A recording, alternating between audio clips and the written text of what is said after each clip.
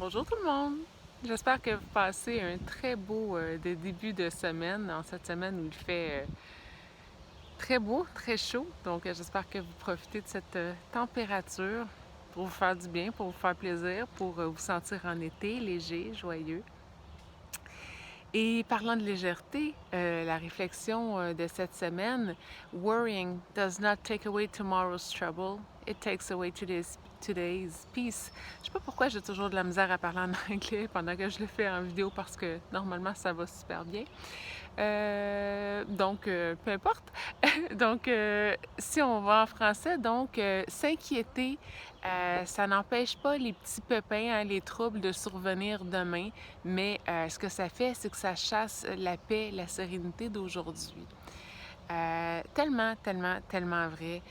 J'ai envie de dire que souvent, hein, dans notre tête, quand il y a quelque chose qui s'en vient, on se fait des espèces de scénarios catastrophes, hein, on se réfère sur notre cerveau, en fait, la seule chose qu'il sait faire, c'est se référer aux expériences du passé.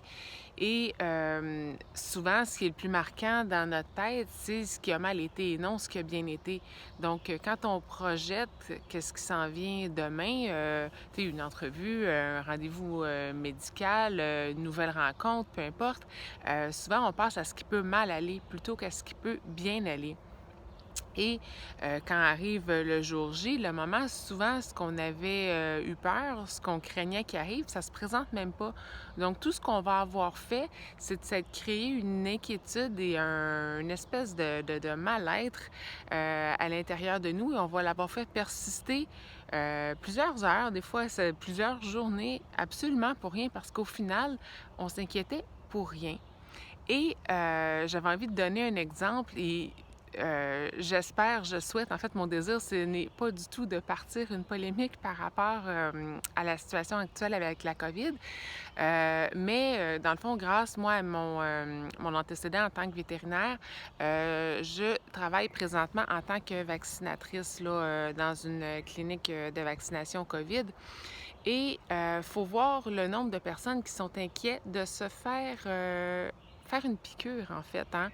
Et que bien souvent, ils sont super anxieux, tu sais, ils ont la pression dans le tapis, on a des gens qui tremblent, qui ont des malaises, tout ça. Puis je vous dirais que la majorité des gens, une fois que l'injection est faite, le commentaire, c'est: «Ah, c'était juste ça, je m'en faisais pour rien». Et que oui. Donc là, c'est un exemple concret pour un vaccin. Euh, mais ça s'applique à plein, plein, plein de situations, à quel point notre cerveau vient nous jouer des tours et nous faire à croire que ça va être l'enfer, que ça va mal aller, quand bien souvent ça survient pas, ou si ça survient, c'est petit, petit, petit comparativement à qu'est-ce qu'on pensait. Fait que pourquoi on ferait pas l'effort de, peut-être même pas l'effort, pourquoi on se ferait pas la joie de se créer des scénarios positif, en fait, hein, un ou l'autre, là, c'est autant dans notre imagination, les scénarios catastrophes que les scénarios positifs. Fait qu'on s'imagine que ça va super bien aller, mieux qu'on pensait. On va en entrevue, on s'imagine qu'on va se faire proposer une job qui est 10 fois mieux que ce qu'on pensait au niveau de l'équipe, du salaire, des conditions, des bonus, peu importe, qu'on s'en va pour un examen médical, bien, qu'on sentira rien, que tout va se passer merveilleusement bien, que les résultats vont être normaux.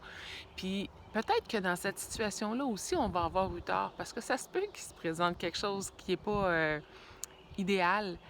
Sauf que on ne se sera pas empoisonné, on n'aura pas perdu une journée à s'en faire pour rien. Puis un des bons trucs pour calmer cet esprit-là, hein, qui veut nous jouer des tours et revenir dans l'instant présent plutôt que dans le futur, c'est de se concentrer sur quelque chose qui est toujours dans le moment présent et qui est toujours avec nous. C'est notre respiration. Donc, je vous invite à fermer les yeux, hein, à sentir votre respiration quand l'air entre, quand l'air sort. Mettre votre focus sur votre respiration. Ça repart dans le futur, ramenez-le simplement à votre respiration, aux sensations. 5 respirations, 10 respirations, 2 minutes, 3 minutes, 5 minutes si vous voulez. Et faites-vous du bien. Laissez pas votre cerveau vous jouer des tours comme ça, là. Ramenez-le. Avec le souffle, on est capable vraiment de faire des merveilles et avec l'imagination des scénarios positifs aussi. Donc, qu'est-ce que vous en pensez? Si à partir d'aujourd'hui, on se fait des jeux, on se fait... on truque, on truque notre cerveau en se créant des scénarios merveilleux, hein, avec toute la lumière, toutes les paillettes, tous les rires, tout ce que vous voulez, plutôt que de vous imaginer des scénarios catastrophes et négatifs. Donc, restez en paix tout le monde. Maîtrisez votre esprit grâce à votre respiration. Bye. Bonne journée, bonne semaine.